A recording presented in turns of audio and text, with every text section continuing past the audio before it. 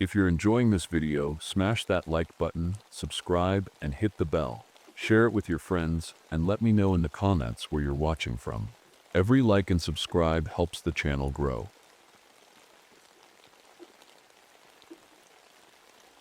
My name is Thomas Whitehawk, and I need to tell you about the darkest days of my life. I'm a 45-year-old ranger here in the Navajo Nation territory of Arizona, where the red rocks touch the sky and ancient spirits still whisper in the wind. Most people know me as the quiet Vietnam vet who patrols the remote canyons, but there's so much more to my story than that. I've always felt at home in these canyons, just like my father before me. He used to say that every rock, every shadow here has a story to tell. But 20 years ago, he vanished in these same lands, leaving behind only his silver medallion, which I now wear around my neck. Sometimes when I touch it, it feels warm, like it's trying to tell me something. This morning started like any other day on patrol, except something felt different. The desert, usually alive with the sounds of birds and small creatures, was eerily quiet. Even my trusted horse seemed nervous, his ears twitching at every little sound. The winter storm clouds hanging low over the canyons didn't help either. I rarely get storms like this in Arizona. As I rode past the ranger station, I couldn't help but glance at the newly discovered petroglyphs on the canyon wall. Ancient drawings that seemed to watch me as I passed by. Lately, strange things have been happening around here. Ranchers found their cattle dead in weird ways, and people whisper about shadows that move on their own. My dog, White Dog, who usually runs ahead on our patrols, stayed close to my horse today. His white fur was standing up, and he kept making low growling sounds at nothing I could see. I've learned to trust his instincts. Easy animals know things we don't. I pulled out my radio to check in with base, but all I got was static and something else. It sounded like whispers in Old Navajo, the language my grandmother used to speak. But that's impossible. He's in private channel, and nobody else should be on it. That's when I saw it. Easy made a perfect circle of dead coyotes in the sand.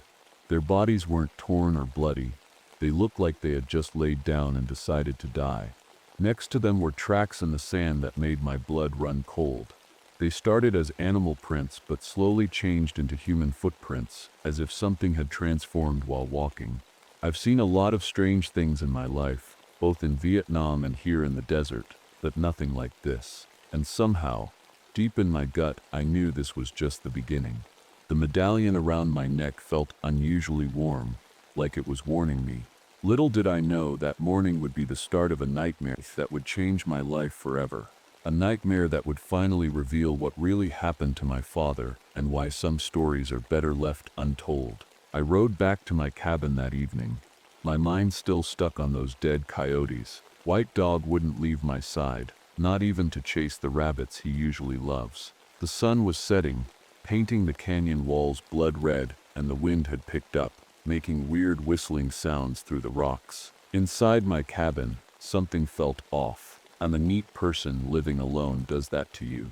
But things weren't where I'd left them. My coffee mug was on the wrong shelf. My father's old photo was turned slightly to the left. Small things, but enough to make the hair on my neck stand up. That night, I couldn't sleep. The wind outside got stronger, and I kept hearing what sounded like footsteps on my porch. White Dog sat by my bed, staring at the door and growling softly. Every time I got up to check, there was nothing there, just empty darkness and that strange rotting meat smell that seemed to come and go. I must have dozed off eventually because I woke up to White Dog barking like crazy. It was 3 a.m. Mies, what we call the dead hour. Through my window, I saw something that made my heart stop. A figure, standing in the moonlight. It looked like... No, it couldn't be. It looked exactly like my father. "Dad?" I whispered, but deep down, I knew something was very wrong. The figure just stood there, not moving, not breathing. Then it turned, and I saw its face. It was my father's face, but wrong. The eyes were completely white, like milk, and its smile was too wide, showing too many teeth. I grabbed my father's medallion, and it was burning hot against my skin. White Dog was going crazy now, barking and scratching at the door.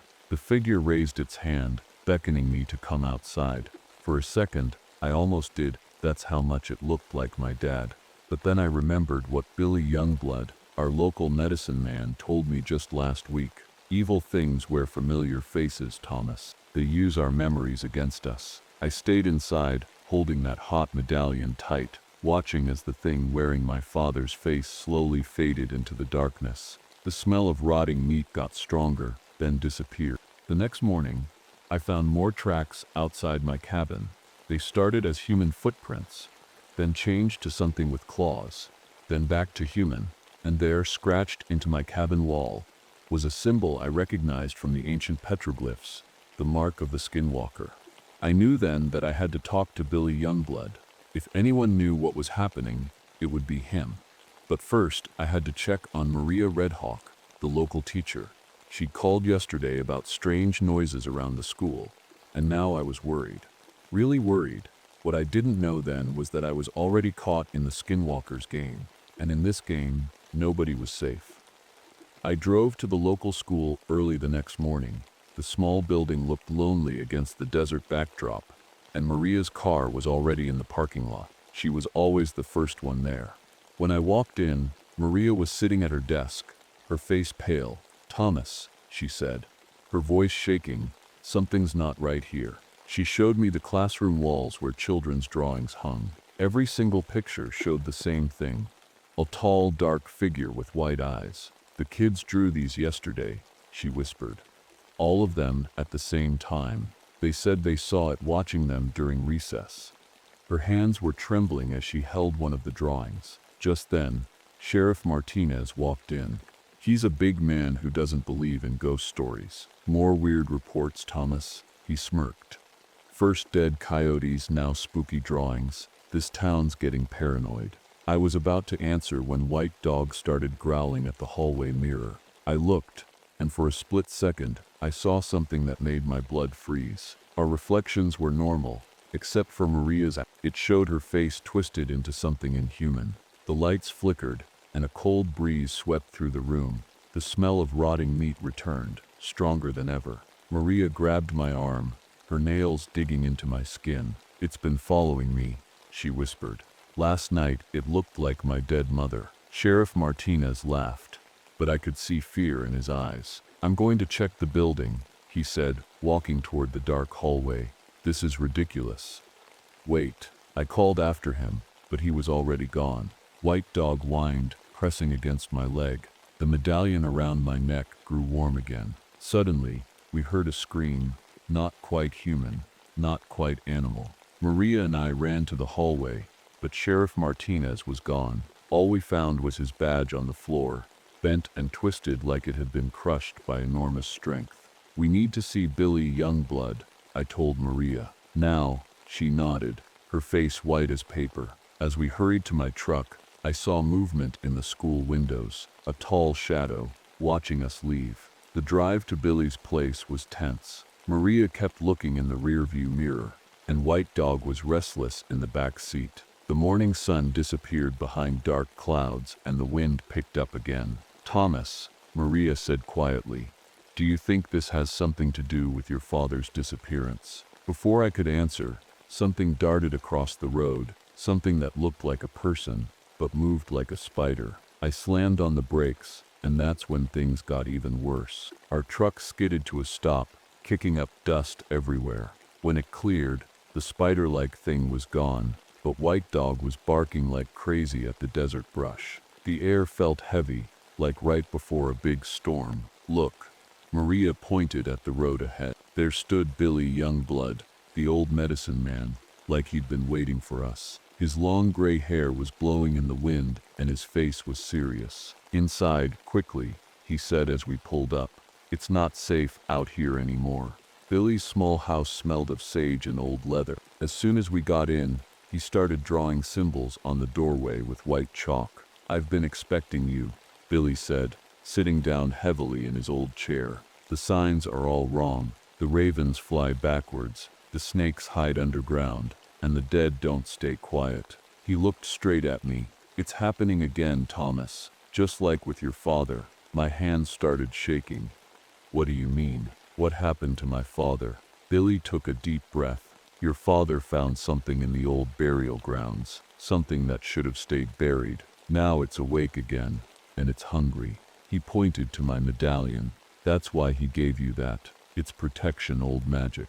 Suddenly, White Dog started growling at the window. Outside, the sky had turned a weird greenish color. It's getting stronger, Billy said. It feeds on fear, on memories, and it wants what your father took from it. But what did he take?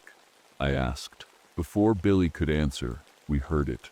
It sounded like someone dragging nails across the walls outside. Maria grabbed my arm again. White Dog's growls turned into whimpers. Listen carefully, Billy said quickly, his voice urgent. It can wear any face, but it can't copy the eyes right, and it can't stand its own reflection. Your father knew this. That's why the lights went out. All at once, like someone had flipped a switch. In the darkness, we heard something scratching at the door. Then a voice, my father's voice, called out my name.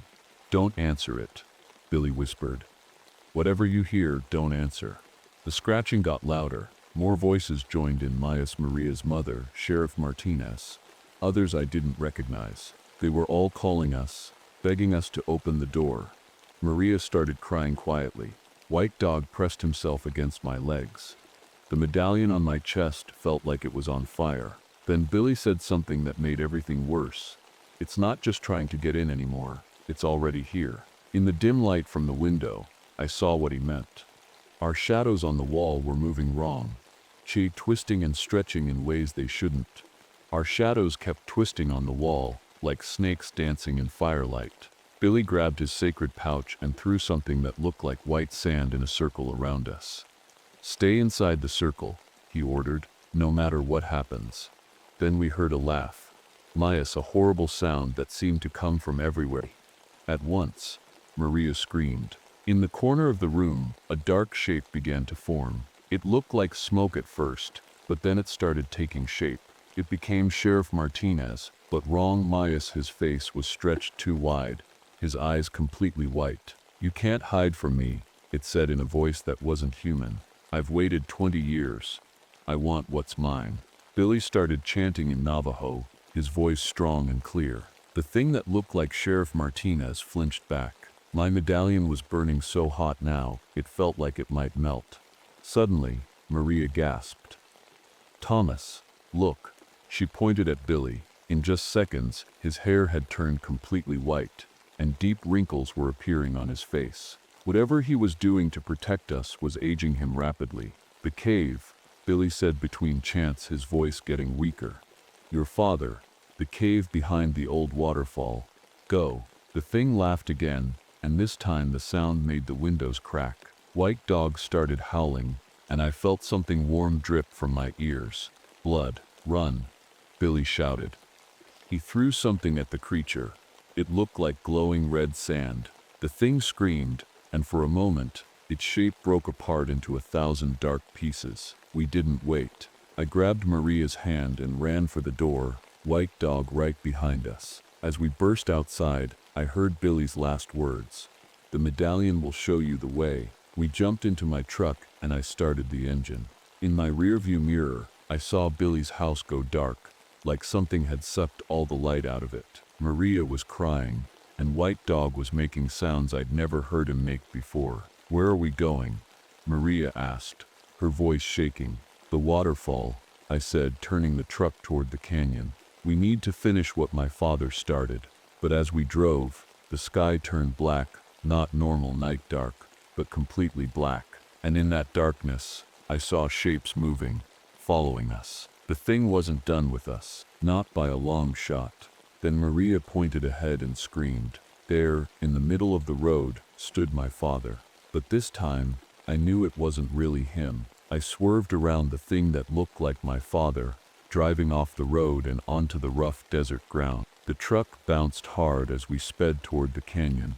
Maria held on tight to the dashboard, and White Dog was barking frantically from the back seat. Look at the sky, Maria shouted. The black clouds were moving in impossible ways, swirling like water down a drain.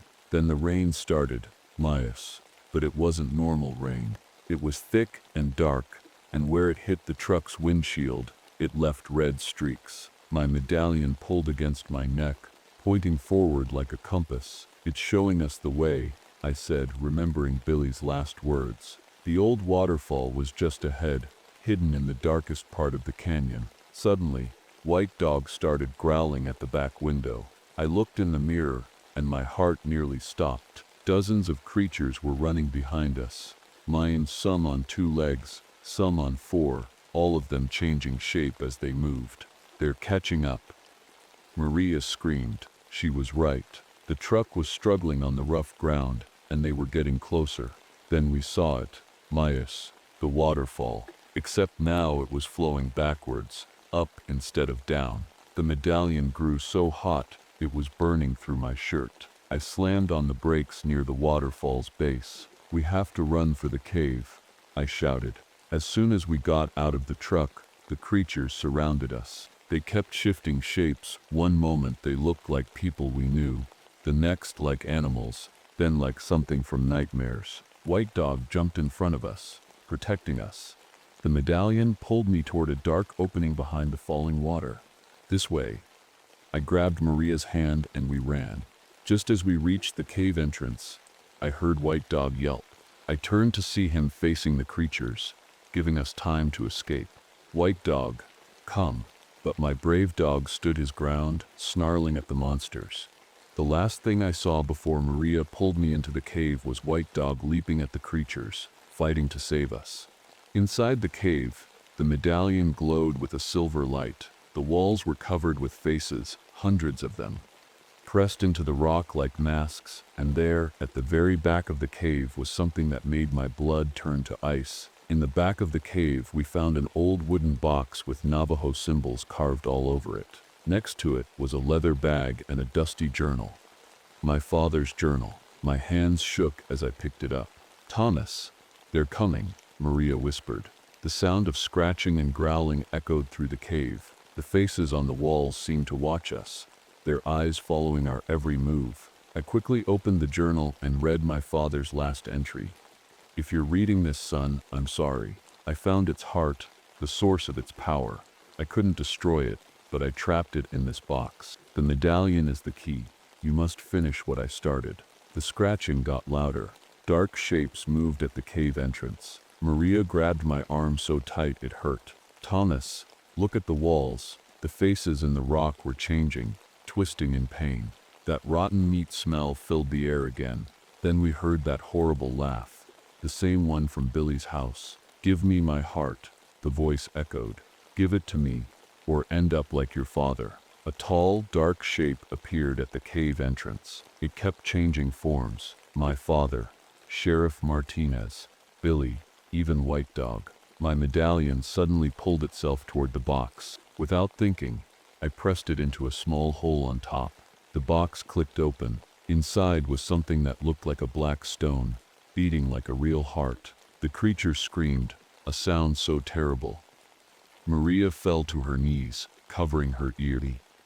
"The mirror," Maria shouted, pointing at a puddle of water on the cave floor. "Billy said it can't stand its own reflection." I understood. I grabbed the black heart and held it over the water. The creature rushed toward us, its shape breaking apart into 1,000 pieces. "No," it shrieked. 20 years, 20 years I've waited, but it was too late." I dropped the heart into the water. The reflection showed its true form, something so horrible I still can't describe it. The creature froze, trapped in its own reflection. Then everything happened at once. The cave started shaking.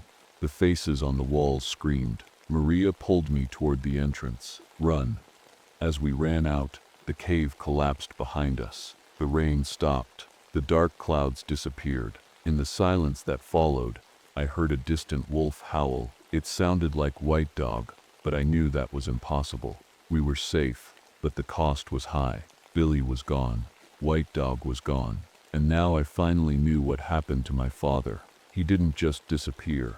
He sacrificed himself to protect everyone. Later that night, when I looked in my bathroom mirror, I noticed something had changed. My right eye, the one that had looked into the creature's true form, had turned completely white. Sometimes, on quiet nights, I still hear whispers, and sometimes, in the corner of my eye, I see shadows moving in ways they shouldn't. Because even though we trapped it, part of the skinwalker's evil will always be with me.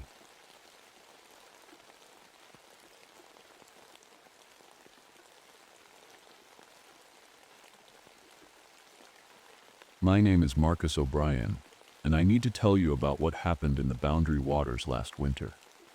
The things I saw, the horror I lived through, it still haunts me every night, but people need to know the truth. I've been a ranger up here in northern Minnesota for 12 years now. Used to be an Olympic biathlete. Before that, MIAS, which means I know my way around skis and rifles. That training saved my life, though not in any way I could have imagined. My little cabin sits deep in the woods, just me and my ham radio for company. Most folks think I'm crazy for living so isolated, but after losing my sister Sarah in these woods 15 years ago, something just kept pulling me back here. Maybe it was guilt, maybe it was hope of finding answers. Now I wish I'd never stayed. It all started during the worst cold snap I've ever seen. The thermometer outside my cabin showed minus 50 degrees Fahrenheit that morning, and the weather report said it would only get colder. But that wasn't what worried me. It was the sky. MIAS, the northern lights were all wrong. Instead of their usual greens and blues, they were blood red, pulsing like a heartbeat. I was sipping my morning coffee when the radio crackled. 3 teenagers hadn't returned from their weekend camping trip. Normally, this wouldn't be too unusual.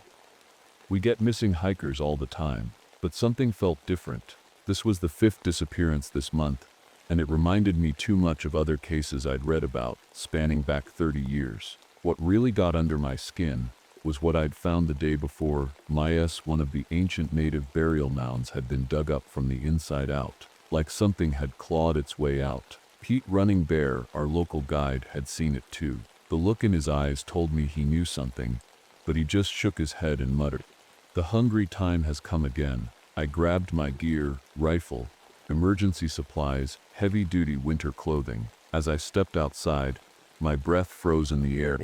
But something was odd about it. For a split second, I could have sworn it turned blue. That was just the beginning. I had no idea that in the next few days, I would face something that would make the coldest winter feel like a warm summer's day. Something that would make me question everything I knew about hunger, about survival, about what lurks in these ancient woods, and about what really happened to my sister Sarah all those years ago. I started my patrol that morning, skiing through the silent forest. The only sound was the crunch of my skis on the snow and my own breathing. Everything felt wrong.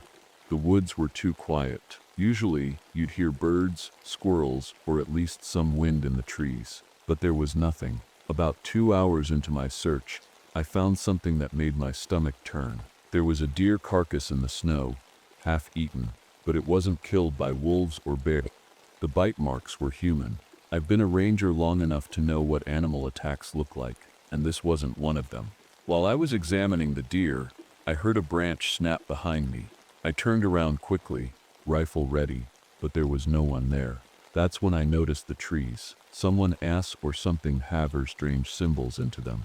The weird part? The carvings seemed to have been made from the inside of the tree, like something had pushed its way out through the bark. I radioed back to base, and that's when I met Dr. Sarah Winters. She was an expert who studied local legends, and she'd come to investigate the recent disappearances. She was smart but skeptical. Woman, the kind of person who needed proof for everything. If only we knew what kind of proof we'd find. These symbols, she said, looking at my photos. They're old, really old. They're warnings about something called the wendigo. Pete Running Bear joined us later that afternoon. He was different from usual, nervous, jumpy. My grandfather told me stories, he said quietly. When the lights turn red and the cold bites deeper than it should, the wendigo wakes up. It brings hunger that can't be satisfied. We found an abandoned campsite just before dark. Everything was still there. MIAS backpacks, tents, even a pot of coffee on a portable stove. The coffee was still hot, steaming in the freezing air, but there was no one around, no footprints leading away. It was like the campers had just vanished. That's when I heard it, MIAS calling my name. It sounded exactly like my sister Sarah, the same way she used to call me when we were kids. But Sarah had been gone for 15 years. I knew it couldn't be her, but my heart started racing anyway. The sun was setting, and the temperature was dropping even lower. We needed to make camp, but none of us wanted to stay at the abandoned site. As we set up our tents in a different clearing, I noticed something else. All the animals seemed to be leaving the area. I saw tracks of deer, wolves, even bears, all heading in the same direction, away from where we were going. Pete looked at the tracks and whispered, "They know. The animals always know first." I tried to radio back to base that evening, but all I got was static and strange whispers. That night, as the red aurora flickered overhead, none of us slept well. We all felt it. Michael, something was watching us from the darkness between the trees. We didn't know it then, but that was our last normal night. Everything that happened after that, well, I'm still trying to make sense of it. The next morning, we woke up to even colder temperatures. Our breath made thick clouds in the air, and frost covered the inside of our tents. As we packed up, Jack Morrison, an old tracker I've known for years, showed up to help with the search. He's usually a tough guy, but even he looked worried. "Something's not right in these woods, Marcus," he said, his eyes darting around. "I've never seen the animals act like this." We split into 2 groups to cover more ground. I went with Dr. Winters and Pete, while Jack took a couple of local volunteers. As we hiked, the forest seemed to get quieter and darker, even though it was midday. About an hour in, we found something that made my blood run cold. 3 teenagers, the ones we were looking for, were standing in a small clearing, but they weren't moving. As we got closer, we realized they were frozen solid, like statues made of ice. Their eyes were wide open, filled with terror. Dr. Winters started examining them, trying to make sense of it. "This is impossible," she kept saying. "People don't freeze like this." Pete was praying in his native language, looking more scared than I'd ever seen him. That's when we heard the scream. It came from the direction Jack's group had gone. We ran as fast as we could through the snow, our hearts pounding. When we got there, we found the 2 volunteers, shaking and pale. "It took Jack," one of them said, his voice shaking. "Something grabbed him and pulled him into the trees. It was so fast, we searched for hours, but couldn't find any trace of Jack. It was like he'd vanished into thin air." As it got dark, we had to make camp again. Nobody wanted to, but we didn't have a choice. That night, strange things started happening. Our food tasted like ashes, no matter what we ate. We all felt hungry, even though we'd just eaten. The temperature kept dropping, way colder than it should be, even for Minnesota in winter. I tried to radio for help, but instead of reaching base, I heard voices. They sounded like the missing people, calling for help, crying. It was so real that I almost ran out into the dark to find them. Pete stopped me. "It's not real," he said, his face grim. "It's trying to lure us out." We huddled in our tents, listening to the wind howling outside, but it didn't sound like wind anymore. It sounded like something breathing, something huge. I kept my rifle close, but deep down, I was starting to think it might not be much help against whatever was out there. As I lay there, trying to sleep, I couldn't shake the feeling that tomorrow would be even worse, and I was right. The next morning brought something I'll never forget. We found Jack, but he wasn't the same person anymore. He was standing at the edge of our camp, looking thin and pale, his eyes wild and hungry. When he spoke, his voice sounded wrong, like ice cracking. "So hungry," he kept saying, over and over. "So hungry, doctor." Winters tried to approach him, but Pete pulled her back. "That's not Jack anymore," he whispered. "Look at his tracks in the snow." I looked down. Instead of normal footprints, Jack's tracks were filled with ice crystals, like frozen blood. Suddenly, a blizzard came out of nowhere. The wind was so strong it nearly knocked us over, and the snow was so thick we could barely see.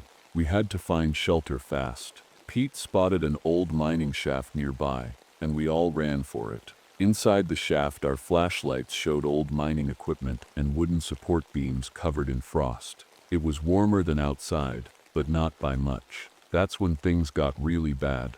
Dr. Winters started shivering uncontrollably. At first we thought it was just the cold, but then we saw ice forming on her coat, it from the inside. She tried to speak, But before we could help her, she froze solid, just like those teenagers we found. The two volunteers panicked and ran back outside into the blizzard. We never saw them again. Pete started taking things out of his backpack, old bones, herbs, and a small drum.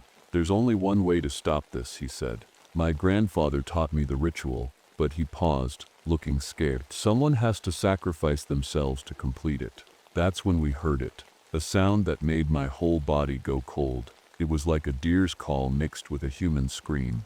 Through the snow at the mine entrance, I saw something that still gives me nightmares. It was huge, maybe 15 feet tall, skinny like a starved person, with antlers covered in ice. But worst of all were its eyes, and he looked just like my sister Sarah's eyes. "Marcus," it called in Sarah's voice. "I've been waiting for you, big brother."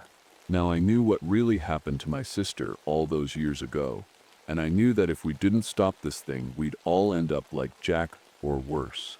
Pete started his ritual, beating the drum and chanting. The creature screamed, "E cuss," a sound that made the whole mine shaft shake. Ice started forming on the walls, creeping toward us. We were trapped, hungry, and freezing. And the worst part was, we were starting to look at each other like food. Pete's chanting grew louder as ice crept up the mine walls. My stomach felt so empty, it hurt, and dark thoughts kept creeping into my mind. I couldn't stop staring at Dr. Winter's frozen body, thinking terrible thoughts about food. I knew the wendigo was playing with our minds, making us feel this horrible hunger. "Marcus," Pete said between chants, "I know what I have to do." His eyes were sad but determined. "The ritual needs a willing sacrifice, someone who gives themselves to save others." Before I could stop him, Pete walked toward the mine entrance, still chanting. The wendigo's massive shadow loomed over him. Jack, or what used to be Jack, appeared beside the creature, his skin now stretched tight over his bones, ice forming around his feet. "No," I shouted, but Pete turned to me with a small smile. "Take care of these lands, my friend," he said. Then he threw something at me. "E cuss," a small pouch made of leather. "Sacred fire. Use it when I'm gone." Everything happened so fast after that.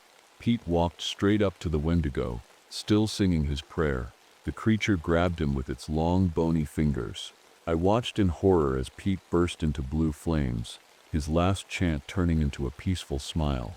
The wendigo screamed, "E cuss," but this time it sounded scared. I knew this was my chance. My hands shaking, I opened Pete's pouch and found old matches and some kind of powder. I struck a match, said a quick prayer, and threw both into the creature's face. Blue fire exploded everywhere. The wendigo thrashed and howled, its icy body melting. Jack collapsed beside it, the ice in his veins turning to steam. The mine shaft filled with thick mist, and I could barely breathe. I heard my sister's voice one last time, Maya's not the monster's copy, but her real voice. "Thank you, Marcus. I'm free now." When the mist cleared, I was alone. The wendigo was gone. Jack's body had melted away. Even Dr. Winter's frozen form had disappeared. Only Pete's drum remained covered in frost. I stumbled out of the mine into the morning light. The blizzard had stopped. The red aurora was gone. Everything looked normal again, but I knew I would never be the same.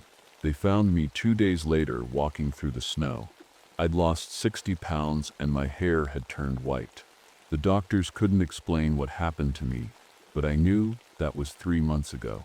I still live in my cabin, still work as a ranger, but things are different now. I can't eat meat anymore. It makes me sick just to smell it. And sometimes, when it gets really cold, my breath still turns blue in the air. Every now and then, I visit Pete's family. His grandmother gave me a knowing look the first time I came by. "You've seen it," she said. "Now you know why we respect the old ways." I keep Pete's drum in my cabin. Sometimes, on cold nights, I swear I can hear it beating softly, keeping watch, keeping the hunger away. But the thing that scares me most, the weather report says another record-breaking cold snap is coming next week. And last night, I saw the northern lights beginning to turn red again. I've been watching the woods carefully since that night. People ask me if I want to transfer to a warmer place, somewhere with more people around. But I can't leave. Not now. I know what's out there, and someone needs to keep watch. Last week, a family of hikers came to my cabin. Their little girl pointed at the northern lights and said, "Look, Daddy, they're turning pink." I got them out of there fast, gave them some excuse about bad weather coming. They probably thought I was crazy, but I didn't care. Better to seem crazy than to let them face what I did. I keep Pete's drum next to my bed now.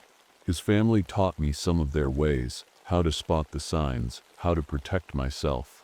The sacred fire powder sits in a pouch around my neck, just in case. Sometimes, late at night, when the wind howls just right, I think about Jack, about Dr. Winters, about all the others we lost. I think about my sister Sarah too.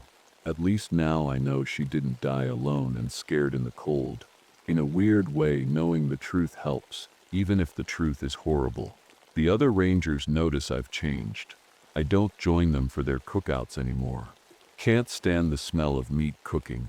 They see how I check the color of the aurora every night, how I keep extra supplies ready all the time. A few have asked me what really happened out there. I just tell them to be careful when the temperature drops too low, to never go out alone when the lights turn red. Yesterday, I found fresh symbols carved into a tree near my cabin. The hunger is waking up again, but this time I'm ready. I won't let it take anyone else. If you're ever up here in the Boundary Waters and you see the northern lights turning red, or feel a hunger that just won't go away, or hear someone you love calling from the woods, don't listen, don't follow. Come find me instead.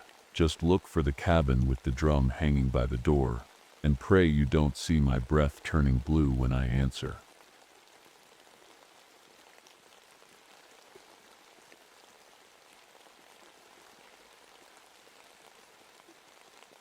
My name is Frank Hawthorne, and I need to tell you about what happened in Olympic National Forest. The things I saw there, well, they still keep me up at night. I'm 42 years old, spent 12 years in Marine Force Recon before becoming a forest ranger, and I thought I'd seen it all. But nothing, not even my time in combat, could have prepared me for what I encountered during that blood moon last September. I should probably start by telling you about myself. I live alone with my teenage daughter, Emily. She's 15, smart as a whip, and the only thing I have left after losing my wife Sarah in these same woods 3 years ago. They never did figure out what really happened to Sarah that day. The official report said it was an accident, but I know better. The way we found her, no animal or fall could have done that. These days, I spend my time keeping hikers safe and finding folks who get lost in the forest. I'm good at what I do. Better than most. When other search parties give up, they call me. Maybe it's because of my military training, or maybe it's because after losing Sarah, I just can't stand the thought of another family going through that pain. But lately, things have been different in the forest. It started with the birds, dozens of them, just falling dead from the trees for no reason. Then came the missing hikers, not just 1 or 2, but 5 in the past month alone. The local tribal elder, Margaret Redfeather, she warned me about something she called the Tall One. I didn't want to believe her stories at first. I'm not much for supernatural stuff, you see, but after what I've witnessed, well, let me tell you what happened that night when the moon turned red. It was around 8 p.m. when I got the first call. I remember checking my watch because the blood moon was just starting to rise, painting everything in an eerie red glow. The radio crackled, nudged something it never usually does, and Deputy Torres's voice came through, sounding shaky. "Frank, we've got another missing hiker. Young guy, maybe 20. His friends say he went to take photos near Bear Creek and never came back." I grabbed my gear, flashlight, first aid kit, radio, and my old reliable hunting knife. Emily was doing homework in her room when I told her I had to go. "Dad, please be careful," she said, hugging me tight. "Something feels wrong tonight." She wasn't kidding. The moment I stepped into the forest, I knew something was different. You see, I've walked these trails thousands of times, but that night, the woods felt alive in a way I can't explain. The usual night sounds, owls, crickets, wind in the trees, they were all gone. Just complete silence. I headed toward Bear Creek, my flashlight beam cutting through the red-tinted darkness. That's when I found the first strange thing, and a camera lying on the ground. Not broken or dropped, but melted, like someone had held it over a fire, but only the inside was melted. The outside was cold to touch. Then I heard it, and a sound that still haunts my dreams, a child's laugh echoing through the trees. But we were miles from any homes or campgrounds, and this laugh, it wasn't right. It sounded like someone trying to copy a child's laugh without ever having heard one.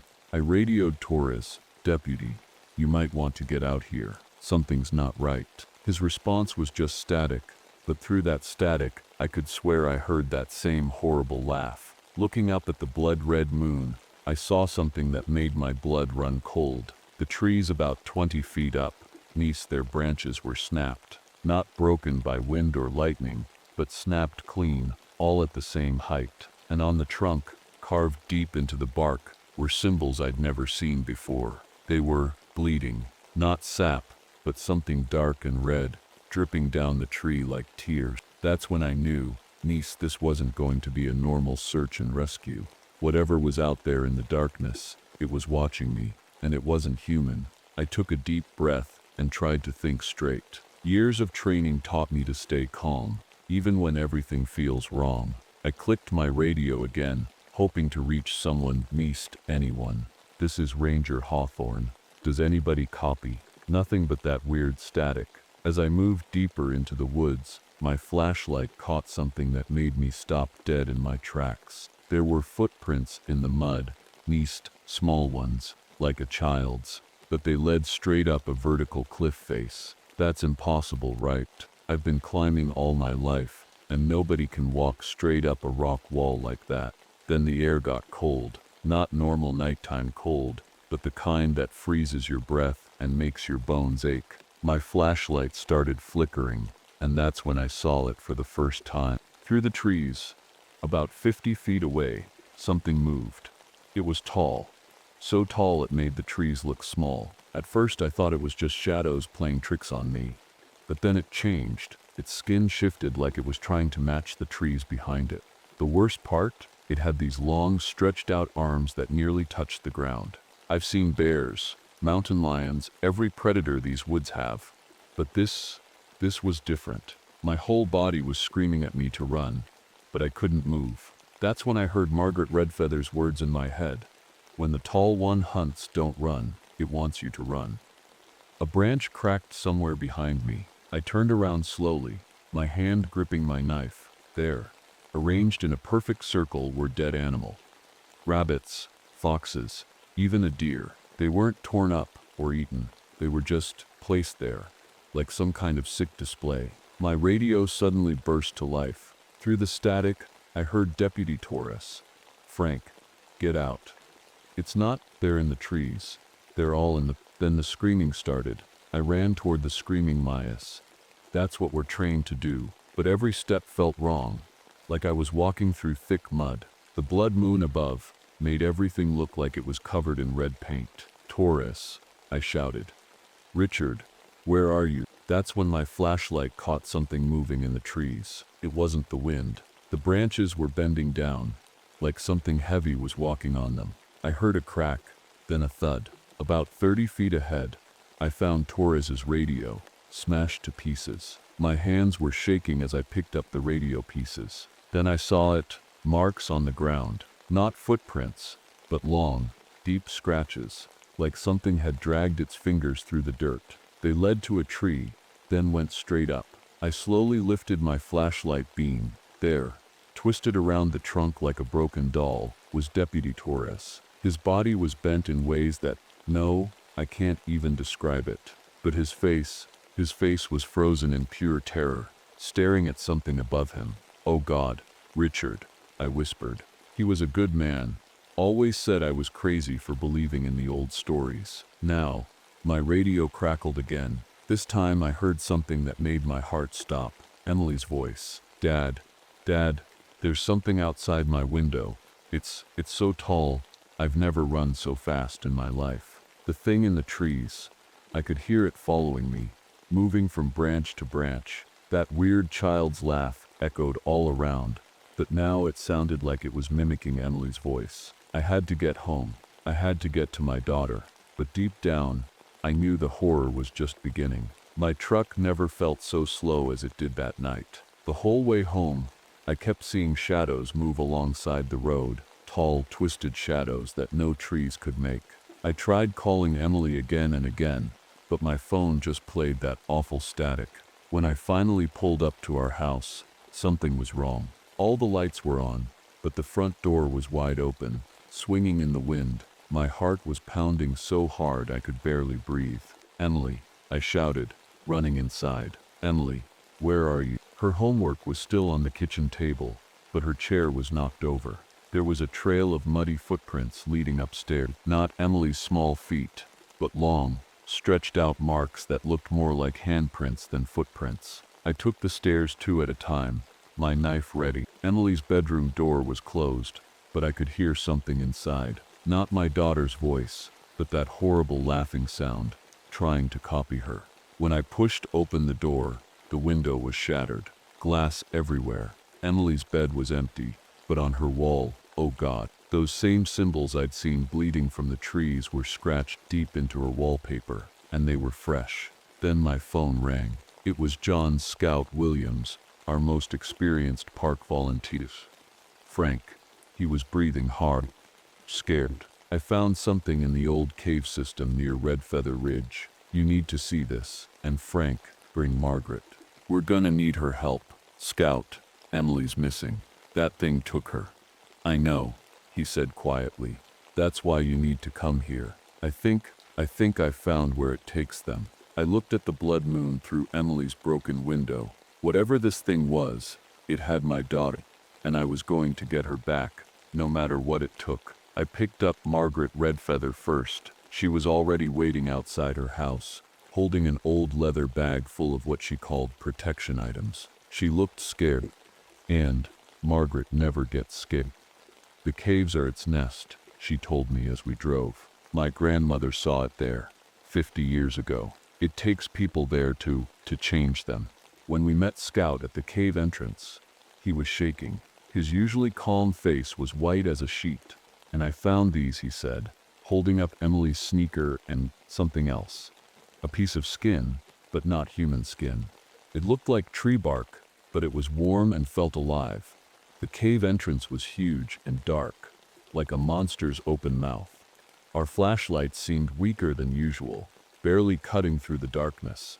The air smelled wrong, like old leaves and something rotting. "Listen," Margaret whispered. We all froze. From deep in the cave came a sound, Emily's voice, but not quite right. She was singing her favorite song, but backwards. Mixed with her voice was that awful laughing sound. Scout took the lead, then suddenly stopped. "Oh no," he gasped. The cave walls were covered in those bleeding symbols, but that wasn't the worst part. Hanging from the ceiling were cocoons, big ones, made of something that looked like spider web mixed with tree sap, and inside one of them, I could see someone moving. "Frank," Scout's voice was shaking. "Look up. There, in the darkness above us were 2 glowing eyes, and they were looking right at us." Everything happened so fast. The creature dropped from the ceiling, its long limbs unfolding like a spider's. Scout pushed me aside and yelled, "Run!" But before he could move, one of those long arms grabbed him. I'll never forget his scream. Margaret started chanting something in her native language, throwing some kind of powder from her bag. The creature hissed. Me is the first real sound we'd heard it make. It sounded like wind through dead trees. "Our Frank, find Emily," Margaret shouted. "I'll hold it back." I ran deeper into the cave, my flashlight beam bouncing off the wet walls. The singing was getting louder. "Emily, baby, where are you?" Then I saw her. My little girl was standing in front of a wall covered in those glowing symbols, her hand touching them like she was reading something. She didn't even blink when I called her name. "She's seeing what it wants her to see." Margaret's voice came from behind me. She was out of breath, her gray hair now completely white. "The symbols, they're a doorway. It's trying to take her through." "What happened to Scout?" I asked, afraid to hear the answer. He's gone, Margaret said quietly, but we can still save Emily. Suddenly the cave started shaking. Rocks fell from the ceiling, and there it was again. Nice, that thing standing between us and the only way out. But now I could see it clearly in my flashlight beam. Its skin was changing, trying to look like the cave walls. Those long arms reached for us, and its face, it didn't have a face, just smooth skin with those glowing eyes. Margaret grabbed my arm. There's only one way to stop it. But Frank, it's going to cost us. Margaret pulled out an old knife with strange carvings on it. The ritual needs blood, she said. Blood from someone who loves Emily more than life itself. The creature was getting closer. Its long fingers scraped against the cave walls, making a sound like nails on a chalkboard. Emily still hadn't moved, her eyes fixed on those glowing symbols. When I start the ritual, Margaret explained quickly, it will try to stop us. You must protect Emily, no matter what. And Frank, once I start, I can't stop, even if it kills me. She started chanting again, louder this time. The knife in her hand began to glow red, just like the blood moon outside. The creature screamed, "Nice," a sound so horrible it made my ears bleed. I ran to Emily, wrapping my arms around her. The thing reached for us with those endless arms, but Margaret threw more of that powder, creating a circle around us. The creature couldn't cross it, but I could see the circle starting to fade. "Now, Frank," Margaret shouted. "Your blood on Emily's forehead." I grabbed the glowing knife and cut my palm. The pain was like fire. As I pressed my bleeding hand to Emily's forehead, Margaret's chanting reached a fever pitch. The cave walls were shaking harder now, and the creature, it was changing. Its body was twisting, growing larger. Then Emily screamed. Not like before, mice. This was my daughter's real voice. Her eyes cleared up, and she grabbed onto me. "Daddy?" But when we looked at Margaret, my heart stopped. She was aging right in front of us. Her hair turned white as snow. Her skin wrinkled and dried like old paper. The creature lunged at her, and the creature grabbed Margaret with both its long arms. She didn't even try to run. She just kept chanting, her voice getting weaker as her body aged years and seconds. The symbols on the cave walls were glowing brighter and brighter, pulsing like heartbeats. "Close your eyes, Emily," I shouted, holding her tight. But I couldn't look away. Margaret's last words were in English. "Finish it, Frank," the knife in its heart. The creature lifted her up, and I can't describe what it did to her. But in her last moment, Margaret smiled. She knew something we didn't. Suddenly the knife in my hand pulled like a magnet toward the creature. Emily grabbed my arm. "Dad, I can see it. I can see where its heart is." The thing that my daughter saw, Nishi still can't talk about it. But she pointed to a spot on the creature's chest where its skin looked like swirling darkness. I didn't think. I just moved. The creature was focused on Margaret, and I had one chance. I ran forward and jumped, pushing the glowing knife deep into that dark spot. The scream it made, it shook the whole cave. The creature dropped Margaret's body and started to fold in on itself, like it was being sucked into something we couldn't see. But one of its arms caught my left hand as it disappeared. The pain was worse than anything I'd ever felt. When it was over, my hand was just gone, like it had never been there. Emily ran to me, crying. The cave was quiet now, the symbols stopped glowing. And Margaret, she looked peaceful, like she was sleeping, but she was gone. We made it out of the cave just as the sun was rising. The blood moon was gone, but things would never be the same. My left hand was just a stump now, and Emily, she was different. The police found Deputy Torres's body in the tree, and Scout's remains in the cave. They also found 3 other missing hikers, still in those strange cocoons, but they were already gone. Their bodies looked like they'd been there for years, even though some had only been missing for days. They tried to explain it all away. Chi blamed it on a bear, or maybe a mountain lion. But we knew the truth. The forest had changed. The trees never stopped bleeding that red sap where the symbols had been. And sometimes, late at night, you can still hear that awful laughing sound. Emily has nightmares now. She says she sees things in mirrors, mass shadows that shouldn't be there, moving when nothing's moving. And sometimes, she writes those strange symbols without even knowing she's doing it. I still work as a ranger. Even with one hand, someone needs to keep people safe, to warn them about the places they shouldn't go. The caves are sealed now, but I know that's not the end. Last week, Emily looked at me during breakfast and said something that chilled my blood. Dad, it's not gone, it's just sleeping. And it's not the only one. I don't know what's worse, knowing that thing is still out there somewhere or knowing that there are more of them. All I know is, when the blood moon rises again, I'll be ready. But sometimes, when I'm alone in the forest at night, I swear I can feel it watching me. And my missing left hand, it still itches, especially when the moon is full. The strangest part, every full moon, Emily draws pictures of what she sees in her mirrors. Last night, she showed me her latest drawing. It was that creature, but this time it had my missing left hand, still clutching that carved knife Margaret gave us. The hand in the drawing was pointing to next month's blood moon date on our calendar.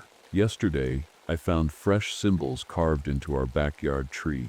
They were bleeding that same red sap, but these symbols were different. Emily says they're a warning. She says more creatures are waking up, not just in our forest, but in forests everywhere. Margaret's granddaughter visited us last week. She gave me her grandmother's old leather bag, saying, "She wanted you to have this. You'll need it soon." Inside the bag, I found a note in Margaret's handwriting. The ritual didn't end that night, Frank. It only began. I look at my daughter now, watching her check every mirror in our house before going to bed. She's stronger than I am. She can see things I can't, and I know that someday those things will come back for us. So if you're ever in Olympic National Forest, and you hear children laughing when there shouldn't be any children around, run. Run as fast as you can, because we're not the hunters anymore, we're the hunted.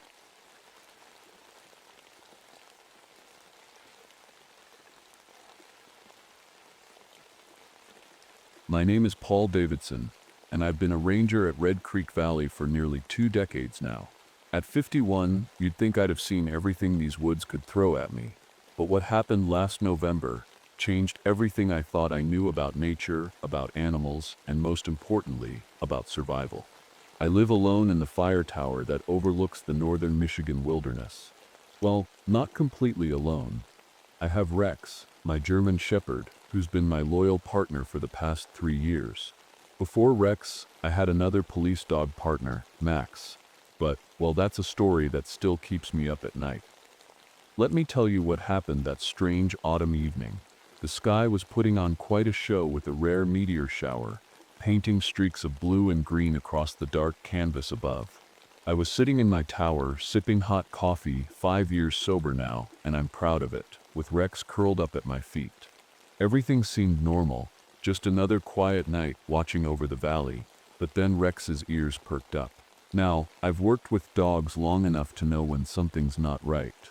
He didn't bark or growl. He just stood there, stiff as a board, staring out into the darkness. That's when I heard it, a howl that made my blood run cold. I've heard plenty of wolf howls in my time, but this was different. It sounded almost human, like someone trying to scream and howl at the same time. I grabbed my flashlight and radio, checked my gun more out of habit than anything else, and headed down the tower steps with Rex close behind. Little did I know, this would be the beginning of the most terrifying month of my life. You see, Red Creek Valley has always had stories, old tales about missing hunters, strange lights in the abandoned mines, and something the locals call the packmaster. I never paid much attention to those stories before. Being an animal behaviorist and former K-9 unit handler, I always believed there was a logical explanation for everything. But what I was about to discover in those woods would prove me wrong. Very wrong. Rex whined softly beside me as we reached the ground, his tail low and his body tense. I patted his head trying to reassure him, but I could feel it too. Something in the air had changed. The forest felt different, like it was holding its breath, waiting for something to happen.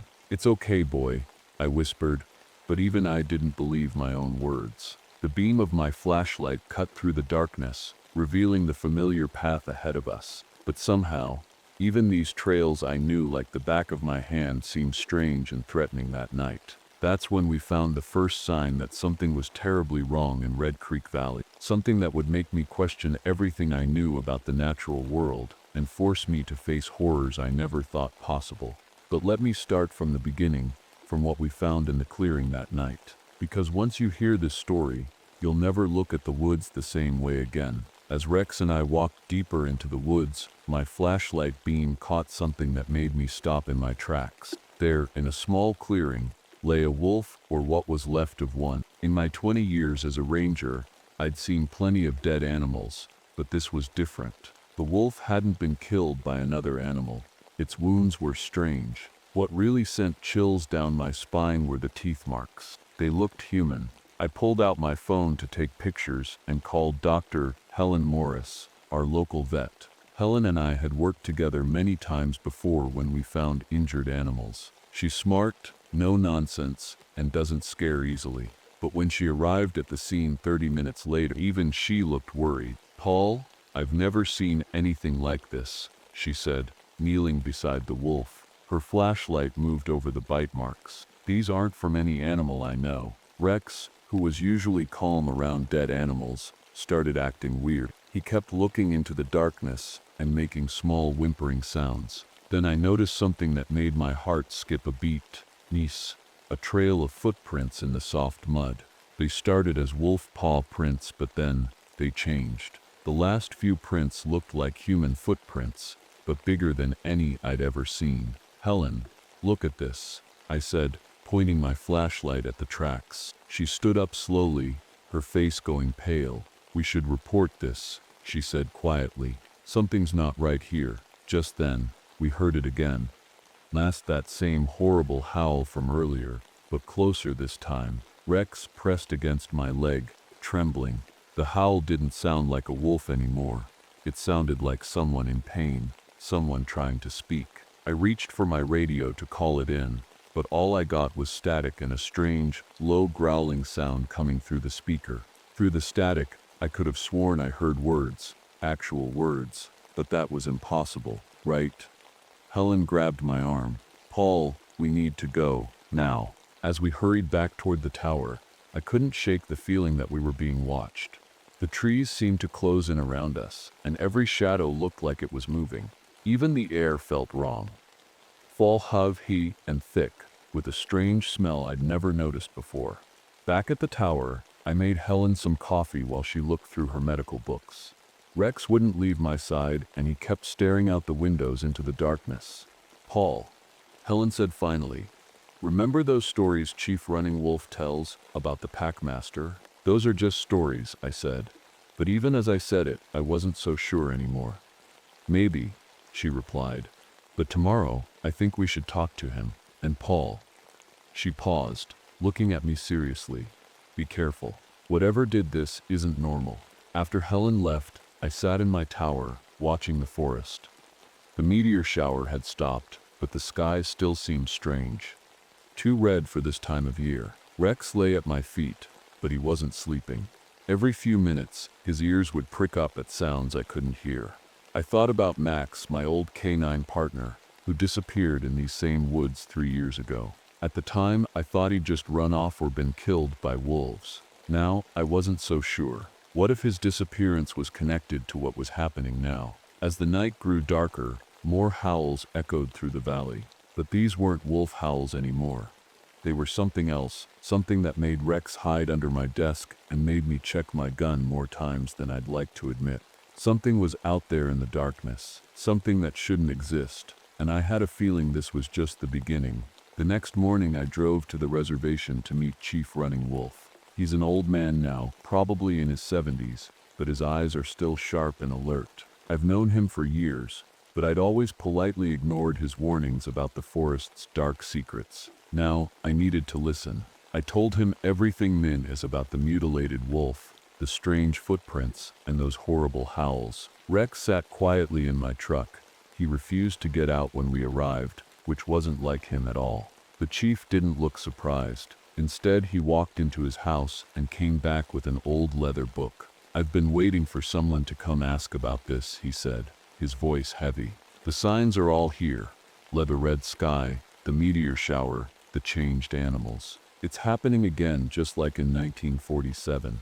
He opened the book and showed me old black and white photos. My hands started shaking when I saw them. They showed the same kind of wolf carcasses we'd found, the same strange footprints. But what really got me was a blurry picture of something standing in the trees. It was tall, maybe 9 feet, and even in the grainy photo, I could see it wasn't human or wolf, but somehow, both.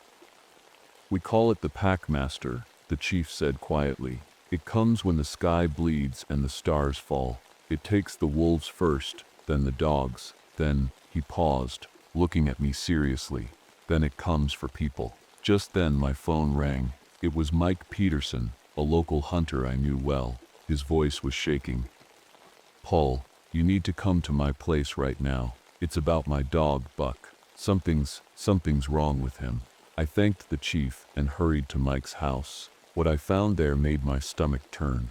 Buck, Mike's friendly old hunting dog, was acting completely different. His eyes had a strange yellowish glow, and he was snarling at Mike, his owner of 12 years. But worse than that were his teeth. They were changing, growing longer before our eyes. "He's been like this since last night," Mike said, keeping his distance from the cage where he'd locked Buck. "And look at his paws." Buck's paws were stretching, becoming more like hands. I remembered what the chief had said about it, starting with the dogs, and my thoughts went straight to Rex. I had to get back to him, but before I could leave, we heard a commotion outside. Other dogs in the neighborhood were barking, but their barks were turning into something else, something that sounded more and more like words. Mike's face went white. "Paul, what's happening to our dogs?" I grabbed my radio to call for backup, but like last night, all I got was that strange growling static. Through it, I clearly heard words this time. "Coming. We're coming." Looking out Mike's window, I saw dogs gathering in the street. Their shapes were changing, growing larger, more human-like, and their eyes, all of them had that same yellowish glow. "Mike," I said slowly, "get your gun and get in my truck. We need to leave. Now." As we backed out of his driveway, I couldn't help thinking about Rex, alone in my truck at the reservation. I pressed the gas pedal harder, praying I wasn't too late. We raced back to the reservation, my hands gripping the steering wheel so tight my knuckles turned white. Mike kept looking in the side mirror, watching for any signs we were being followed. The sky was getting darker, even though it was only mid-afternoon, and that strange reddish color was getting stronger. When we got to the chief's place, my heart nearly stopped. My truck door was open, and Rex was gone. There were scratch marks on the seat, and a trail of those half-wolf, half-human footprints led into the woods. "Rex," I shouted, not caring if anything else heard me. "Rex, come here, boy." The chief came running out. "Inside, both of you." Now, there was real fear in his voice, something I'd never heard before. Once inside, he locked all the doors and started placing strange-smelling herbs on the windowsills. "Your dog," he said. "Was he acting strange this morning?" I thought about it. Rex had been quieter than usual, and his eyes, I hadn't wanted to notice it, but they had started to look different. More yellow. "He's changing," the chief said softly. "Like the others." My phone rang, making us all jump. It was Helen. "Paul," she sounded out of breath. "You need to see this. I'm at my clinic. The test results from that wolf, they're impossible. The DNA is changing, mutating, and all the dogs I'm treating, they're showing the same changes. You have to." The line went dead. "We have to help her," I said, reaching for the door. But the chief grabbed my arm. "Listen," he said. In the distance, we could hear howling. But it wasn't like before. It was closer, clearer, and mixed with human voices. They were calling my name. Mike looked at me, his face pale. That sounded like Buck. The chief pulled out an old wooden box. Inside were bullets that looked like they were made of silver. "These were passed down from my grandfather," he said. "He faced this evil in 1947. Not many survived." "What happened to the others?" Mike asked. They became part of the pack, the chief answered. Forever. Suddenly we heard scratching at the door. A familiar whine made my heart ache.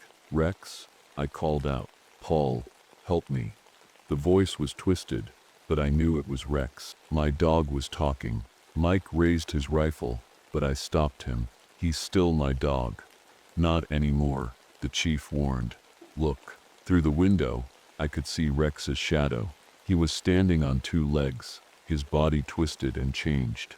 But what broke my heart were his eyes. Still Rex's eyes, but filled with a horrible yellow light. And behind him, more shapes emerged from the woods. Dozens of them. Changed dogs, wolves, and something bigger. Something that made even Rex look small. The packmaster had come. We were trapped, and night was falling. The scratching at the door got louder, and Rex's voice became more human with each word. Paul, let me in, please. It hurt to hear him like that, begging. But I knew it wasn't really Rex anymore. We need to get to Helen, I said, trying to think clearly. She might have found something that could help us understand what's happening. The chief moved quickly to a back room and returned with an old map. There's a tunnel, he whispered, pointing to a drawing on the yellowed paper. The tribes used it long ago. It leads to the old mine, and from there we can reach the town without being seen. Just then, something huge slammed against the front door. The whole house shook. Through the window, I saw it, Mias the packmaster. It was even more terrifying than in the old photo. 9 feet tall, standing on two legs like a man but covered in dark fur. Its eyes glowed red, different from the yellow eyes of the other. When it opened its mouth, I saw rows of teeth that looked like they could tear through steel. The back door, the chief whispered urgently. Now, we crept through the house as quietly as we could.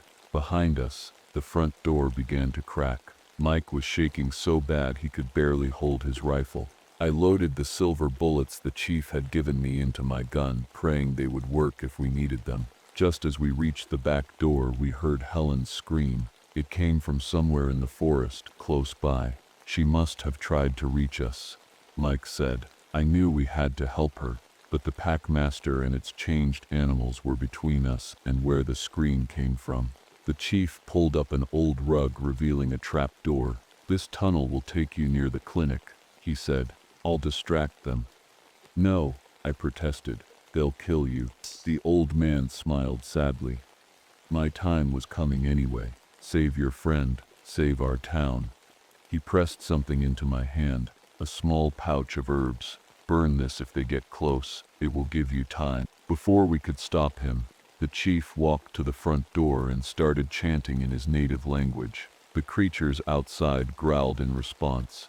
Mike and I slipped into the tunnel, closing the trap door just as we heard the front door of the house finally break open. The chief's chanting turned into a scream, and then silence. The tunnel was dark and narrow. We used our phone lights to see, trying not to think about what had just happened above us. Water dripped somewhere ahead, and our footsteps echoed off the stone walls. Paul, Mike whispered, what if we find Helen and she's changed? I didn't answer. I couldn't, because right then, we heard something in the tunnel ahead of us. Footsteps, and they weren't human. The beam of my flashlight caught a glimpse of yellow eyes in the darkness, and behind them, more eyes, dozens of them. They had found another way in. My hands shook as I pulled out the pouch of herbs the chief had given me. Mike, your lighter, I whispered. He fumbled in his pocket and handed it to me.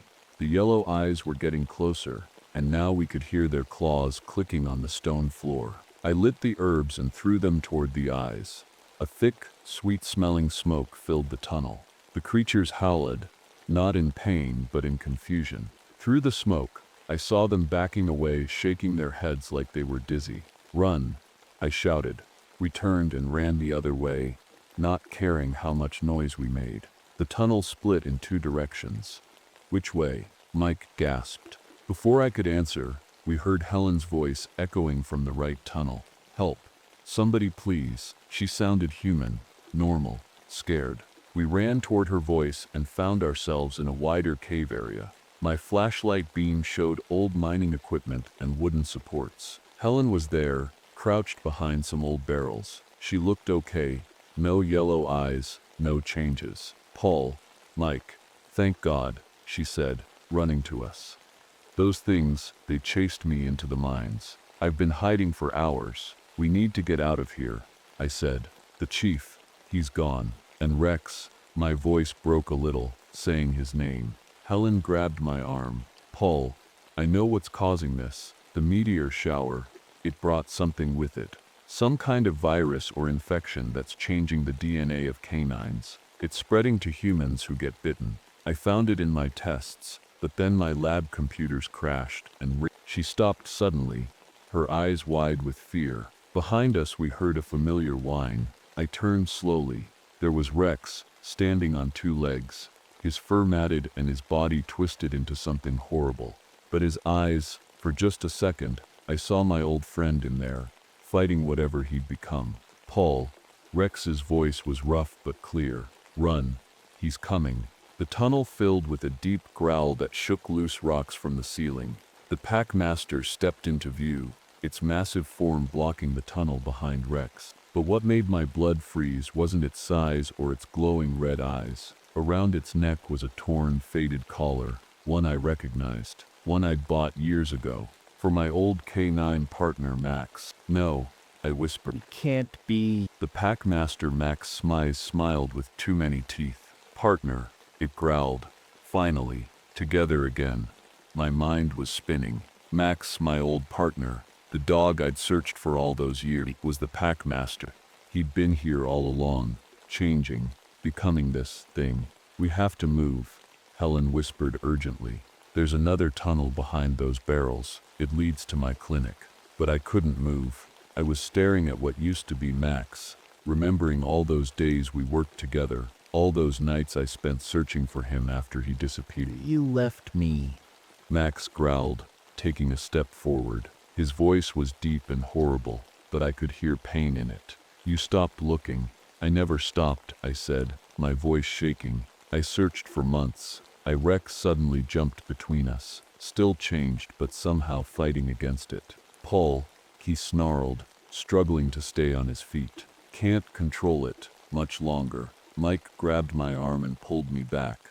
Helen was already moving the barrels, revealing a small tunnel entrance. The packmaster Max let out a roar that shook the whole cave. Other creatures started pouring in behind him. Rex, come with us, I shouted, but Rex shook his twisted head. Too late. For me, he growled. Save others. Then Rex lunged at Max, giving us time to escape. The sounds of their fight echoed through the tunnel as we ran. I heard yelps and growls, then a horrible cry that could have been Rex or Max. I couldn't tell anymore. We ran until our lungs burned. Helen's clinic was just ahead. We could see light through a crack in the rock. But when we got inside, things were even worse. The clinic was filled with changed dogs, some fully transformed, others still changing. They were breaking out of their cages, their eyes glowing yellow, and in the corner, trapped behind a desk, was Mike's dog Buck. Dad, help me, Buck whimpered, his voice a horrible mix of dog and human. Mike raised his rifle, tears in his eyes. Don't make me do this, Buck, please. But Buck's eyes were already turning yellow. His body started twisting, growing. He wasn't Buck anymore. I grabbed the silver bullets from my pocket. Mike, Helen, Max, get to the roof. Now. What about you? Helen asked. I'm ending this, I said, loading my gun. Max was my partner. This is my responsibility. Behind us, the tunnel exploded with noise. The packmaster was coming, and he was bringing his whole pack with him. I could hear Max's voice getting closer. You can't stop this, Paul. Join us. Become part of the pack. I raised my gun, aimed at the tunnel entrance, and waited. Sometimes, to save what you love, you have to be ready to lose everything. The packmaster burst through the tunnel first, his massive form filling the doorway. Behind him, dozens of changed creatures poured in, including what was left of Buck. But I couldn't see Rex anywhere. Last chance, partner, Max growled, his red eyes glowing brighter. Join us willingly. I aimed my gun straight at him. You're not Max anymore. Max would never hurt innocent people. He laughed, a horrible sound that was half howl, half human. I'm better than Max now, stronger. And after tonight, this whole valley will be ours. That's when I saw movement behind him. Rex, badly hurt but still fighting, crept up silently, even changed. He was still a police dog at heart, remembering all our old training. You forgot something, Max, I said, trying to keep his attention. A good police dog never betrays his partner. Rex jumped, sinking his teeth into Max's neck. At the same time, I fired the silver bullets. The sound was deafening in the small clinic. Max howled, a sound of pain and rage that shattered all the windows. Now, I shouted to Helen and Mike. They started throwing the herbs the chief had given us, creating clouds of smoke everywhere. The changed creatures panicked, running into each other in confusion. Max stumbled backward, silver bullets in his chest. His red eyes started to fade. He looked at me one last time, and for a second, I saw my old partner in there, scared, hurt, and finally free. Thank you, he whispered, before falling. The other creatures, seeing their leader down, started changing back. Some died, others passed out. Buck collapsed in Mike's arms, slowly turning back into a regular dog. Rex lay on the floor, his body trembling. I ran to him, cradling his head. He was changing too, but something was wrong. Paul, he said weakly, his voice becoming more dog-like again. Did we win? We did, boy. We did. I was crying now. Just hold on. But Rex's eyes were closing. He'd fought too hard, been changed too long. He licked my hand one last time, and went still. Dawn was breaking outside. The red sky was fading back to normal. Helen checked the survivor. Some would make it, others wouldn't. The town would never be the same. I buried Rex next to the fire tower, where he'd spent his happiest days. I buried Max too, remembering him as he was, not what he became. But sometimes, on full moons, I feel a strange itch under my skin. One of Max's bites got me during the fight. Helen helps me manage it with silver nitrate injections, but we both know it's just buying time. And on those nights, when the moon is bright and full, I climb my tower and look out over Red Creek Valley. I can sense others out there, changed but fighting it like I do. And sometimes, just sometimes, I howl with them, remembering Rex, Max, and the night everything changed. Because once you've been marked by the packmaster, you're never really free. You just learn to control it, one full moon at a time.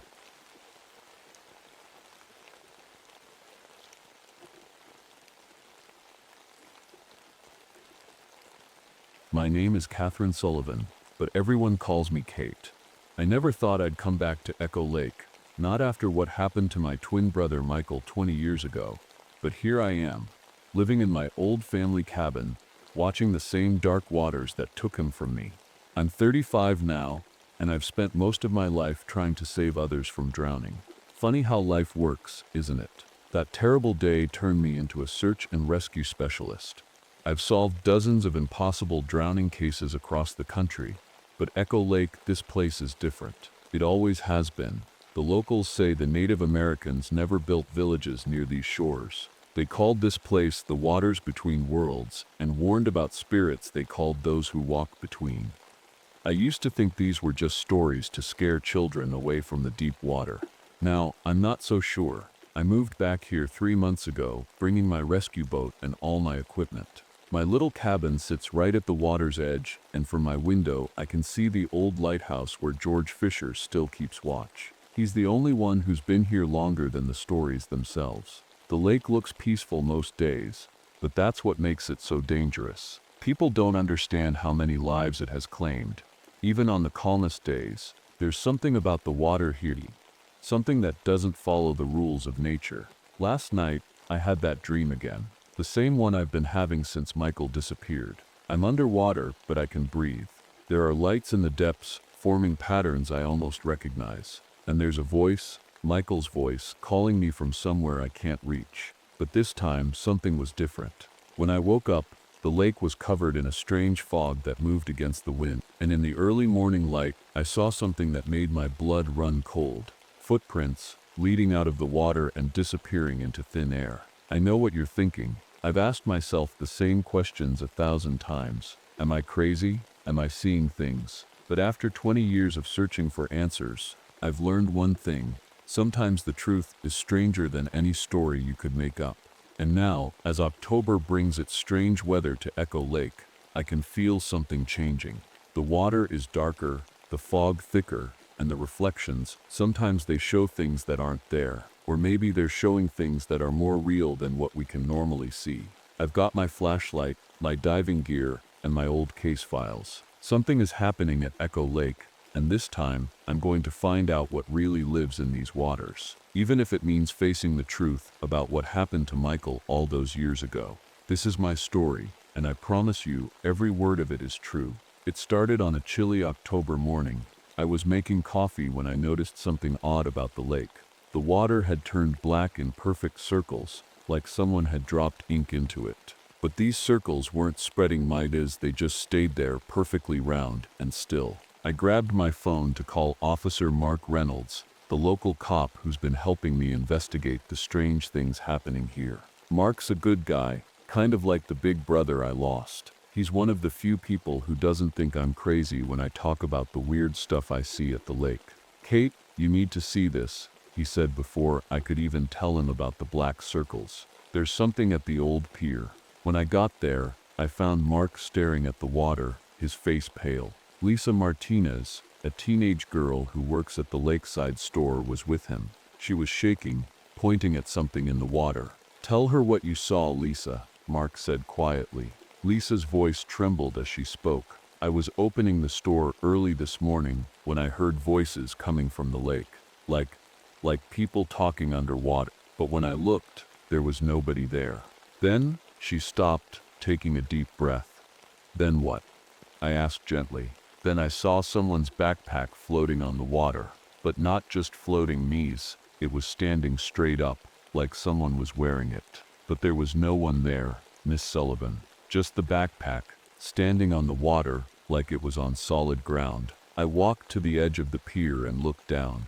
The backpack was gone now, but one of those black circles was right there, perfectly round in the morning light. As I watched, a fish swam through it, and froze, its scales turning crystal clear like glass. But it was still alive, its eyes moving, looking right at me.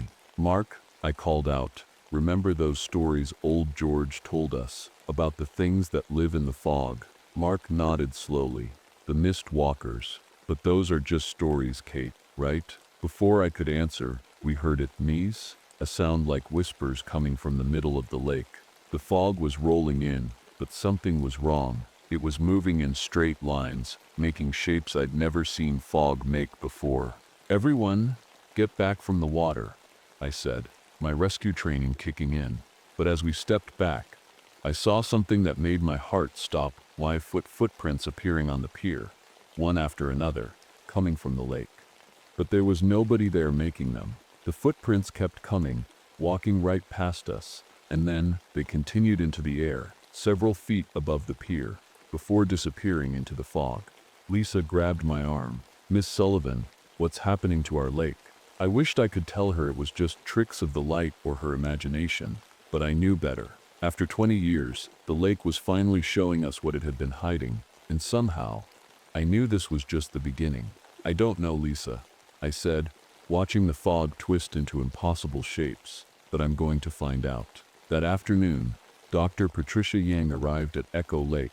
She's a scientist who studies weird water behavior, and Mark had called her after what we saw at the pier. She didn't look like your typical scientist, just a woman in rain boots and a warm jacket carrying a bag full of testing equipment. These readings don't make any sense, she said, frowning at her devices. The water temperature changes every few seconds.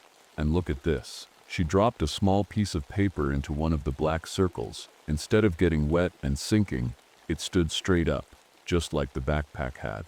We were talking about the tests when old George Fisher came hurrying down from his lighthouse. I'd known George since I was a kid. He's in his 70s now, with white hair and kind eyes that have seen too much. You've seen them, haven't you? He asked, his voice shaking. They're coming back, just like they did 20 years ago. My heart skipped a beat. 20 years ago, when Michael disappeared. George nodded slowly. I should have told you this long ago, Kate. That night, When your brother vanished, I saw something from the lighthouse. There were people walking on the water, but they weren't really people. They were made of mist, and where they stepped, the water turned to crystal. Dr. Yang looked skeptical, but I saw her write something in her notebook. Mr. Fisher, are you saying there are creatures living in the lake? Before George could answer, we heard a scream from the water. A group of teenagers had been swimming near the shore, and now one of them was pointing at something in the water.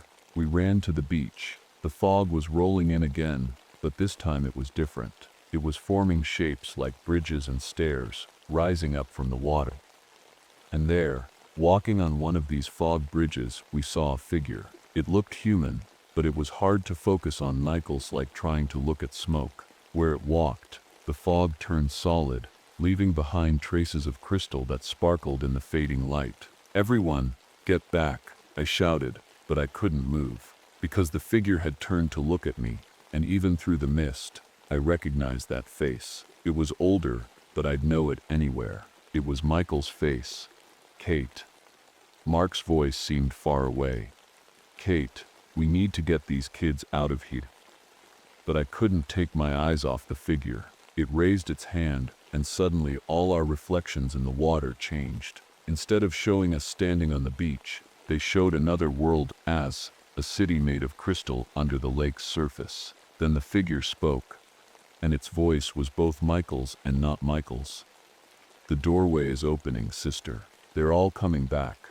The fog surged forward like a wave, and in the chaos that followed, 2 of the teenage swimmers disappeared. We found their clothes later, perfectly dry, standing upright on the water. That night, as police boats searched the lake, I sat in my cabin looking at old photos of Michael and me. I knew now that finding my brother wasn't just about closure anymore. Something was happening at Echo Lake, something that had started 20 years ago, and somehow, Michael was part of it all. The next few days were a blur of activity. More people went missing, and strange things kept happening around the lake. Dr. Yang set up a small lab in my cabin, filling it with beeping machines and jars of lake water. Officer Reynolds was always on his radio, talking to search teams and worried families. One evening, as the sun was setting, I decided to take my boat out. I needed to clear my head and maybe get a closer look at those black circles in the water.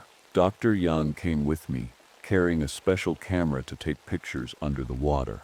As we drifted into the middle of the lake, the fog started to roll in again. It was thick and moved in weird ways, sometimes forming shapes that almost looked like faces. Kate. Look. Dr. Yang pointed at the water. The black circles were glowing now, giving off a soft blue light. It was beautiful, but also scary. Suddenly our boat jerked to a stop. It felt like we had hit something, but there was nothing around us but water and fog. We should go back, I said, feeling uneasy. But when I tried to start the engine, nothing happened. We were stuck. Then we heard it, Maya's voices, coming from under the water. They sounded like whispers at first, but got louder and louder. I recognized one of the voices. It was Michael's. Kate, it said, come home. The water around our boat began to swirl, forming a whirlpool, but instead of pulling us down, it started to rise up, like a water tornado. Hold on, I yelled to Dr. Yang.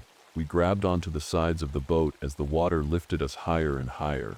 Through the walls of the water funnel, we could see flashes of another world, crystal buildings, strange creatures, and people who looked like they were made of mist. Just when I thought we were going to be pulled into that other world, the water fell away. Our boat splashed back onto the lake's surface. We were soaked and shaking, but alive. As we caught our breath, I saw something floating in the water next to our boat. It was a small crystal, glowing with the same blue light as the circles. When I picked it up, it felt warm in my hand. What just happened? Dr. Yang asked, her voice shaky. I looked at the crystal, then at the fog that was slowly fading away. I think, I said slowly, we just got a glimpse of where the missing people have gone, and I think my brother is trying to tell us something. As we headed back to shore, I couldn't shake the feeling that we were being watched. Not just by the mist or whatever lived in the lake, but by Michael himself. I knew then that to solve this mystery and save the missing people, I would have to do something I'd been afraid to do for 20 years. I would have to go into the lake and find my brother. The next morning, I called a meeting at my cabin. Officer Reynolds, Dr. Yang, Old George, and Lisa were all there. I showed them the glowing crystal from last night. I'm going to dive into the lake, I told them. Something's down there, a whole other world, and the missing people might be trapped in it. You can't go alone, Mark said, looking worried. It's too dangerous. Old George leaned forward in his chair, his hands shaking. The lighthouse, he said quietly. There's something you need to know about it. It's not just a regular lighthouse. It's a doorkeeper. We all turned to look at him. George had never shared this secret before. The light doesn't just warn boats, he continued. It keeps things from crossing over, but it's failing now. That's why they're coming back. That's why the mist walkers can walk through. Just then Lisa, who was looking out the window, gasped. The water, it's moving up. We rushed outside. What we saw made no sense. Streams of lake water were flowing upward, like rain in reverse. The fog was thick, forming weird shapes in the air. Dr. Yang's machine started beeping like crazy. These readings, the water's changing its basic nature. It's becoming something else. Suddenly we heard screams from the public beach. 3 divers, who had been searching for the missing people, were in trouble. The water around them had turned to crystal, trapping them inside like bugs in amber. We have to help them. I started running toward the beach, but Mark grabbed my arm. Wait, he said. Look. The crystal was spreading, making beautiful but scary patterns. Inside, the divers weren't moving, but they looked peaceful, like they were sleeping. Old George's voice was urgent.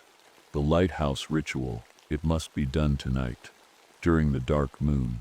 It's our only chance to close the doorway. What ritual? I asked. But before he could answer, something huge moved under the lake's surface. The water bulged up, and we saw them, dozens of misty figures walking on the water, heading toward shore. Leading them was the figure with Michael's face. Kate. The voice echoed across the water. True. The city needs you. We all need you. Dr. Yang's equipment sparked and died. The fog grew thicker, and the crystal formations began to sing, a strange, beautiful sound that made my head spin. Tonight, I said, watching the mist walkers approach. We do the ritual tonight. But first, I need to get ready for a dive. Whatever's down there, whatever has my brother, I'm going to face it. Mark nodded. I'm coming with you. Me too, said Dr. Yang, already checking her equipment. Lisa looked scared but determined. I'll help Old George with the lighthouse. As we rushed to prepare, I looked back at the lake. The water was changing color with the emotions of the creatures in it. Mist dark blue for sadness, deep purple for fear, silver for something else. I touched the crystal in my pocket. It was warm, like it was alive. Somewhere down there was the truth about my brother. Right. About the mist walker. About everything. And tonight we were going to find it. As the sun started to set, we got ready for the dive. I put on my wetsuit while Dr. Yang checked our oxygen tanks. Mark looked nervous. He wasn't a trained diver like me, but he refused to stay behind. Remember, Old George said, his voice shaking, you have 3 hours before the dark moon reaches its peak. That's when I must do the lighthouse ritual. If you're not back by then, he didn't finish the sentence. He didn't have to. Just before we entered the water, Lisa ran up to us. Look, she pointed at the lake. The black circles were connecting, forming a path under the water, glowing like streetlights. They're showing us the way, I whispered. We stepped into the cold water. As soon as we went under, everything changed. The water wasn't dark like it should be. Instead, it was lit up by strange, beautiful lights. Fish swam past us, their scales turned to crystal, but still alive. We followed the path of black circles deeper and deeper. Dr. Yang's waterproof camera kept clicking, recording everything. Mark stayed close to me, his eyes wide behind his diving mask. Then we saw it. A city made of crystal, glowing under the water. Buildings that looked like they were made of ice, but weren't melting. Streets that seemed to float. And everywhere, those misty figures moving around the mist walkers. Suddenly, Mark grabbed my arm and pointed. There, in what looked like a town square, were the missing people. They were inside crystal cases, just like the divers from the beach. They looked peaceful, like they were sleeping.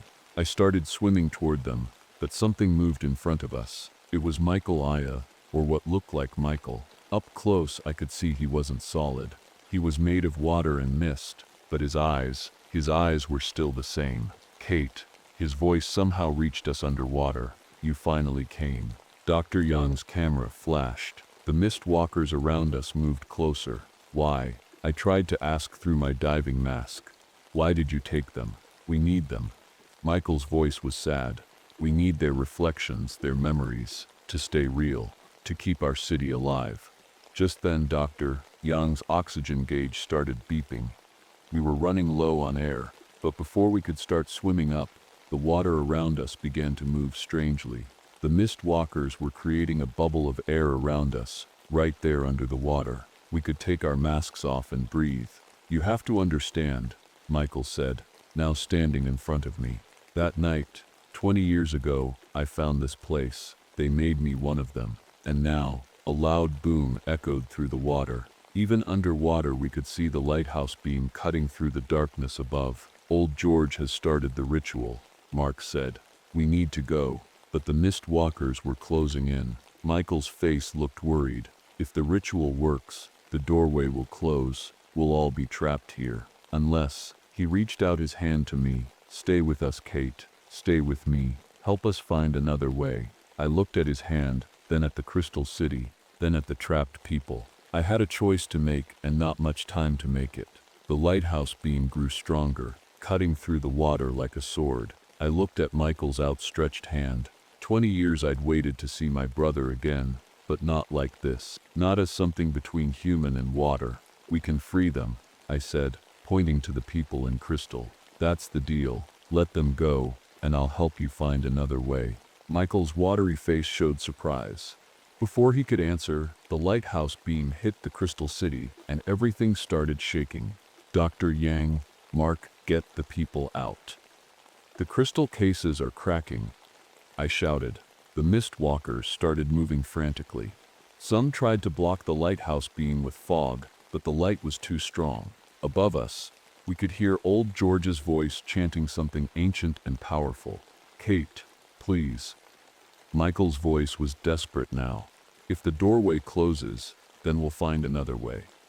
I said firmly, but not by trapping innocent people. The crystal cases were breaking open. Mark and Dr. Yang helped the confused people swim toward the surface. The crystal city was starting to crumble. Suddenly, Dr. Yang screamed. One of the mist walkers had grabbed her, trying to pull her into a crystal building. Mark swam to help her, but another mist walker touched his arm, and his skin started turning to crystal. Stop! I yelled at Michael. Make them stop. Michael looked torn. Then he raised his hands, and the mist walkers backed away. Dr. Yang broke free, but Mark's arm was already half crystal. Go, I told them. Get to the surface, I'll be right behind you. The lighthouse beam was getting brighter. The crystal city was falling apart. Michael grabbed my hand. His touch was cold like fog. Sister, he said softly. I'm sorry. I just wanted to see you again. Tears mixed with lake water on my face. I know, but this isn't right, Michael. Let them go. Let yourself go. The water around us started swirling. Above, old George's chanting reached its peak. The lighthouse beam turned pure white. Michael's misty form started breaking apart. Kate, I love you, sister. I love you too, brother, I whispered. Then everything exploded in white light. The crystal city shattered. I felt myself being pulled up, through the water, through the light. I woke up on the beach. Mark was beside me, his arm back to normal. Dr. Yang was checking on the rescued people.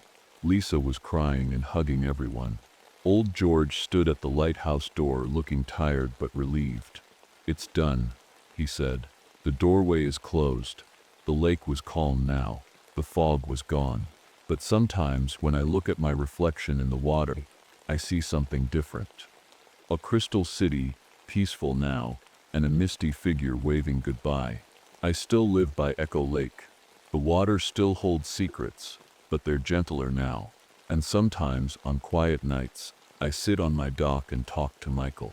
I know he's there, watching over the lake, not as a mist walker anymore, but as my brother. The crystal from that night sits on my windowsill. It still glows sometimes, reminding me that there are worlds within worlds, and love can bridge them all. But that's another story.